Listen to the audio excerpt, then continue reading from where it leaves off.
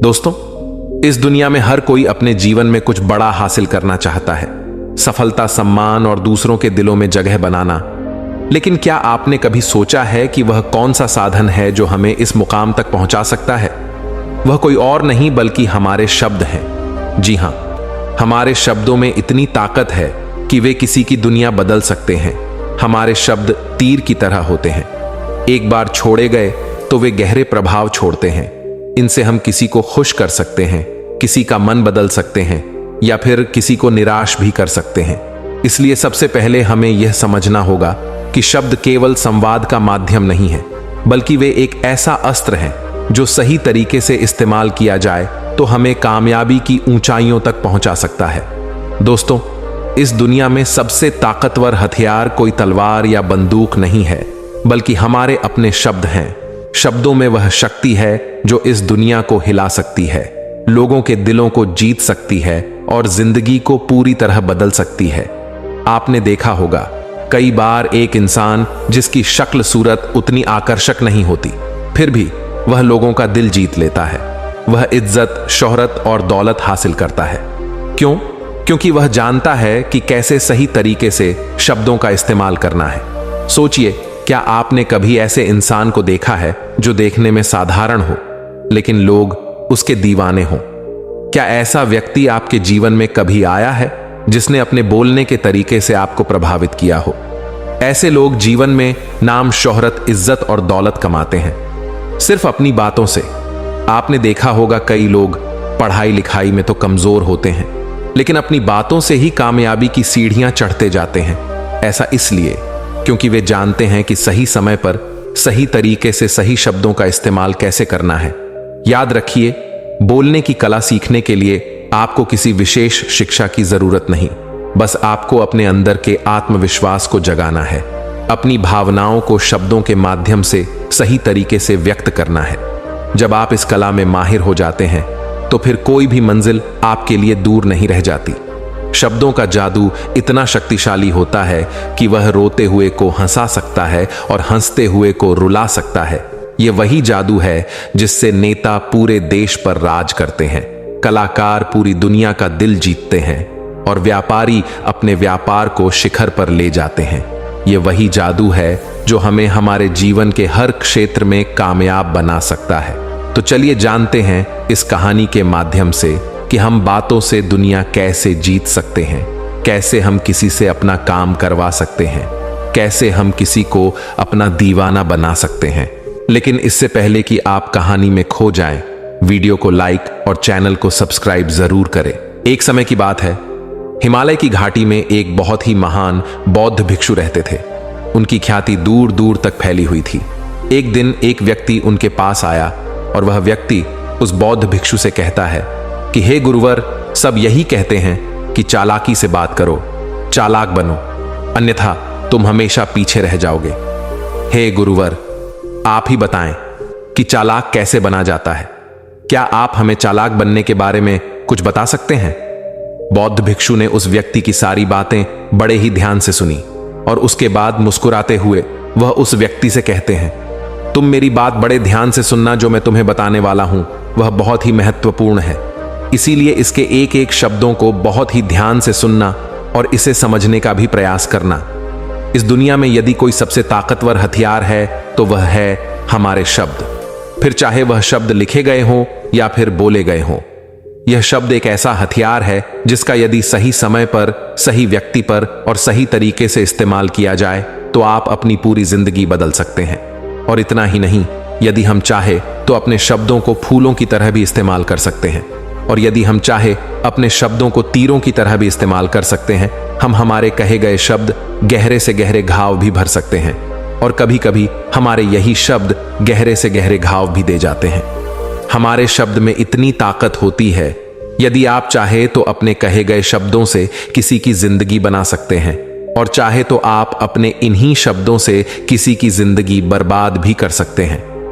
हमारे शब्दों में इतनी ताकत होती है कि आप चाहे तो दूसरों के जीवन में खुशियां भर सकते हैं और यदि आप चाहें तो अपने इन्हीं शब्दों का इस्तेमाल करके उनके जीवन में दुखों का सैलाब ला सकते हैं। आप चाहे तो इन्हीं शब्दों से किसी के रिश्ते बना भी सकते हैं। और यदि आप चाहे तो इन्हीं शब्दों से किसी के रिश्ते तोड़ भी सकते हैं।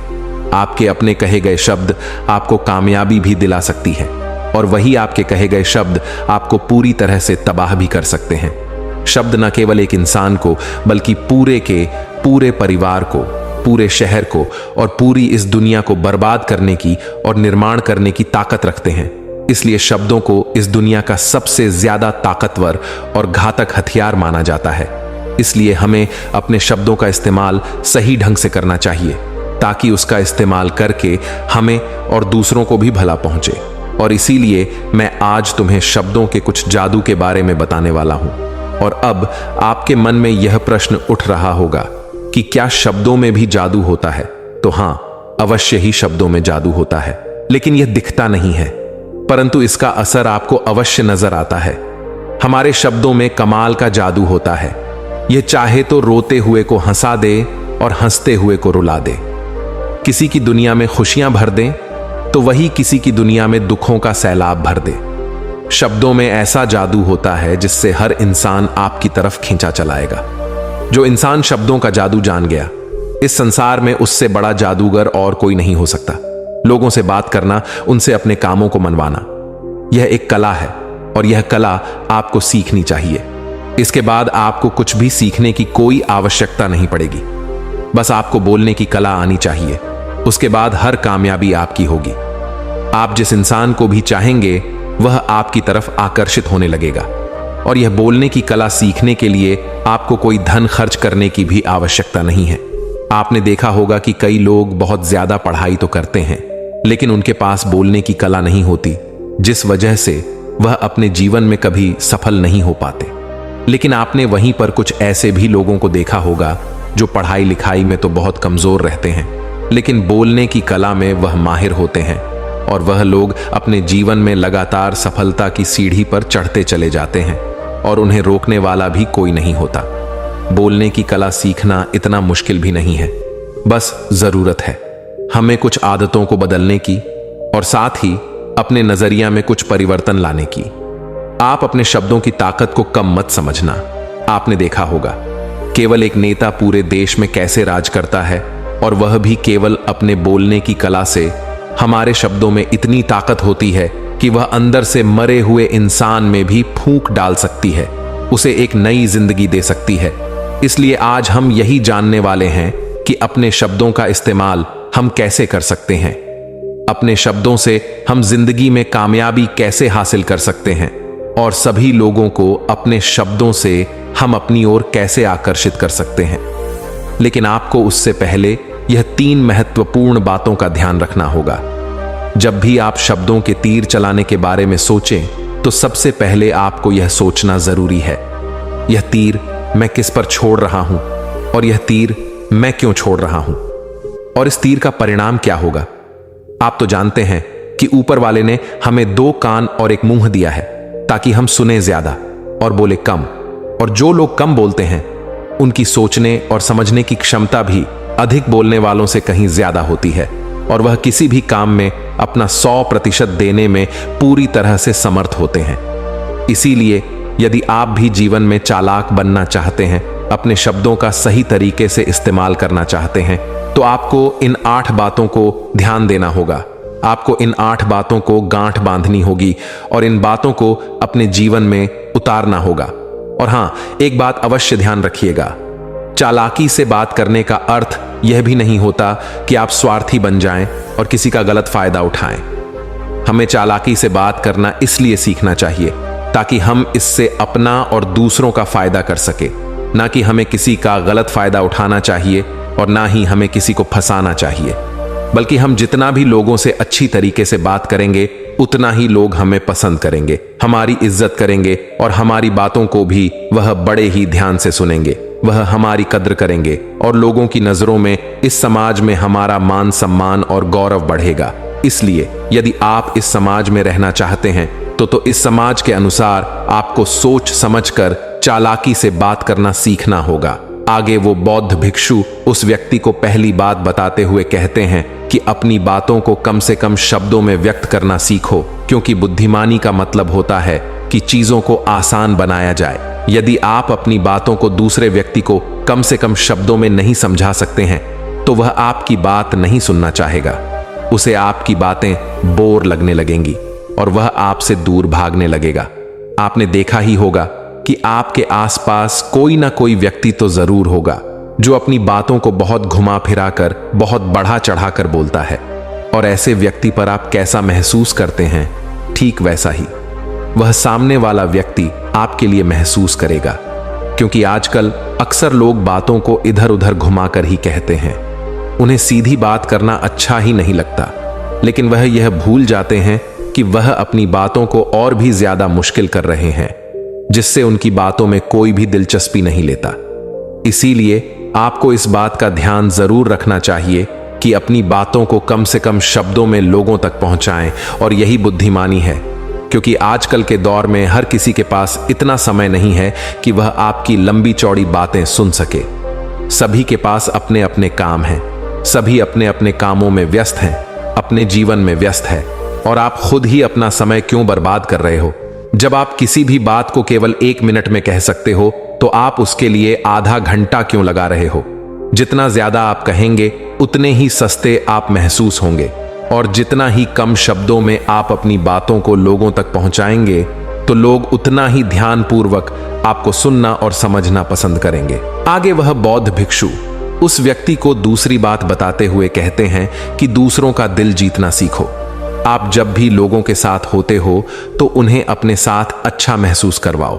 अगर आपको किसी से अपना काम निकलवाना है तो उसकी थोड़ी सी बड़ाई करो, क्योंकि आजकल हर कोई अपनी बड़ाई सुनना चाहता है। इससे आपका कुछ नहीं बिगड़ेगा, क्योंकि वह अपनी बड़ाई खुद सुनना चाहता है। लेकिन हां, बड़ाई करते समय इस बात का भी ध्यान रखना चाहिए कि सामने वाले को ऐसा ना लगे कि आप सचमुच में ही उसकी बड़ाई कर रहे हैं, उसका मजाक बना रहे हैं। जैसे मान लो कोई व्यक्ति काला है और आप उसे कह दो कि तुम बहुत सुंदर दिख रहे हो, तो वह आपकी बात समझ जाएगा, और हो सकता है कि वह आपसे गुस्सा भी हो जाए। बल्कि आप उससे कुछ इस तरीके से बात करें कि अरे दोस्त, आज तो तुम बहुत अच्छे लग रहे हो। पहले कही गई बात उसे बिल्कुल पसंद नहीं आएगी, लेकिन जब आप उसे कहेंगे कि आप आज बहुत अच्छे लग रहे हो तो वह तुम्हारी बात अवश्य सुनेगा, और उसे यह सुनकर बहुत अच्छा भी लगेगा। इसीलिए पहले उन्हें वह दीजिए जो उन्हें चाहिए, और फिर वह अपने आप ही आपको जो चाहिए वह देने को तैयार हो जाएंगे। फिर बौद्ध भिक्षु तीसरी बात बताते हुए कहते हैं कि जो भी बोलो विश्वास के साथ बोलो। अपनी बात रखने में कभी शर्माओ मत। अपनी बात को पूरे आत्मविश्वास के साथ रखो। आपने देखा होगा कि हम में से कई लोग अपनी बात रखने में शर्माते हैं। फिर भले ही वह उस विषय के बारे में अधिक जानकारी रखता हो, लेकिन वह लोगों से उस विषय के बारे में बात करने में शर्माता है, जिस वजह से लोग उसकी बातों पर विश्वास नहीं करते। उन्हें लगता है कि इसे इसके बारे में बिल्कुल नहीं पता, और वह लोग आपकी बातों में दिलचस्पी नहीं दिखाते, और वह लोग आपको आपकी बातों को झूठ भी समझने लगते हैं। इसलिए आप किससे क्या कह रहे हैं और क्यों कह रहे हैं, यह बात समझना भी बहुत जरूरी है। और यदि आप किसी के बारे में जानते हैं और पूरे आत्मविश्वास के साथ उस बात को रखते हैं, तो सामने वाले व्यक्ति पर आपकी बातों का प्रभाव जरूर पड़ेगा, क्योंकि आत्मविश्वास में ही वह शक्ति है जिससे लोग आपकी बातों पर विश्वास करते हैं, आपकी बातों से ही प्रभावित होते हैं। किंतु यदि आप अपनी बात रखने में शर्माते हैं तो आप कभी भी अपना प्रभाव दूसरे व्यक्ति पर नहीं छोड़ सकते। इसीलिए जब भी आप किसी से बात कर तो अपनी बातों को आत्मविश्वास के साथ रखें। आगे वह बौद्ध भिक्षु व्यक्ति को चौथी बात बताते हुए कहते हैं कि अपने शब्दों और अपने वाक्यों में भावनाओं को ढालने की कोशिश करें, क्योंकि जब तक आपके शब्दों में, आपके वाक्यों में भावनाएं नहीं होंगी तो वह लोगों के दिल तक कैसे पहुंच पाएंगी। और जब आपके शब्दों में, आपके वाक्यों में भावनाएं जुड़ी होती हैं तो वह आसानी से लोगों के दिल तक पहुंच जाती है। इसीलिए आपको अपनी आवाज को उसी माहौल के हिसाब से रखनी चाहिए। यदि आपको लगता है कि किसी वाक्य पर, किसी ऐसी स्थिति पर आपको दुखी होना चाहिए, तो आपकी आवाज में वह नमी होनी चाहिए। और यदि आपको लगता है कि सामने वाला व्यक्ति खुश है और वह खुशी खुशी आपकी बात सुन सकता है, तो आप उससे खुशी खुशी भी बात कर सकते हैं। और दूसरी तरफ यदि आपको लगता है कि कोई व्यक्ति दुखी है और उसके मन को शांत होना चाहिए, तो आपको भी उसके मन को शांत करने वाली वाणी, मतलब अपने शब्दों, अपने वाक्यों का इस्तेमाल करना चाहिए। अपनी आवाज में नमी रखनी चाहिए, जिससे आपके मन की बात, आपकी भावनाएं उसके दिल तक पहुंच सके और वह आपकी बात सुनने में दिलचस्पी दिखाए। क्योंकि जब आप किसी का दर्द बांटते हैं तो सामने वाले व्यक्ति को बहुत अच्छा लगता है, और ऐसे समय पर आपकी भावनाएं, आपके शब्द और आपके वाक्य ही अधिक महत्व रखते हैं। शब्द वाक्य सब एक ही होते हैं, बस इन्हें बोलने का तरीका अलग अलग होता है। कि जैसे आप अपने पार्टनर से प्रेम से कहते हैं कि मैं तुम्हें कभी नहीं छोड़ूंगा, और वहीं पर अगर आप गुस्से से यही बात कहते हैं, मैं तुम्हें नहीं छोड़ूंगा, तो इन दोनों बातों का मतलब तो एक ही है, लेकिन कहने का तरीका बदल गया है। शब्द तो हर किसी के पास होते हैं, लेकिन सही तरीके से शब्दों का इस्तेमाल करना यही बुद्धिमानी होती है। जो अपने शब्दों में, अपने वाक्यों में भावनाओं को जोड़ पाता है, वही लोगों के दिल में राज कर पाता है। आगे वह बौद्ध भिक्षु उस व्यक्ति को 5वीं बात बताते हुए कहते हैं कि जब भी तुम किसी व्यक्ति से बात करते हो तो उसकी आंखों में आंखें डालकर बात करो, क्योंकि यदि आप बात करते समय लोगों से नजरें चुराएंगे, सामने वाले व्यक्ति से छुप छुप कर बातें करेंगे, तो उसे ऐसा महसूस होगा जैसा कि आप उससे कुछ छुपा रहे हैं, आप उससे झूठ बोल रहे हैं। इसीलिए वह आपकी बातों में दिलचस्पी नहीं दिखाएगा और ना ही वह आपकी बातों पर विश्वास करेगा।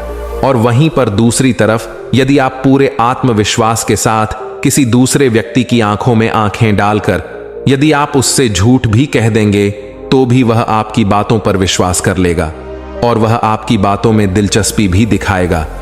इसीलिए बात करो राजा की तरह और काम करो गुलाम की तरह नहीं। आगे वह बौद्ध भिक्षु उस व्यक्ति को 6ठी बात बताते हुए कहते हैं, कम बोलो और काम का बोलो, अर्थात अपने बोलने के तरीके सुधार ले। ना तो बहुत धीरे बोलो और ना ही बहुत तेज। अपने शब्दों का उच्चारण सही और स्पष्ट तरीके से करें। अगर आप बहुत जल्दी जल्दी बोलेंगे तो लोग कुछ भी समझ नहीं पाएंगे, और अगर आप बहुत धीरे धीरे बोलेंगे तब भी लोग आपसे बोर हो जाएंगे और वह आपकी बातों में थोड़ी भी दिलचस्पी नहीं दिखाएंगे। यदि आप बहुत चिल्ला चिल्ला कर बोलेंगे तब भी लोगों को आपकी आवाज पसंद नहीं आएगी, और यदि आप बहुत धीरे धीरे बोलेंगे तब तो लोगों तक आपकी आवाज ही नहीं पहुंचेगी और आपकी बातों का असर भी नहीं होगा।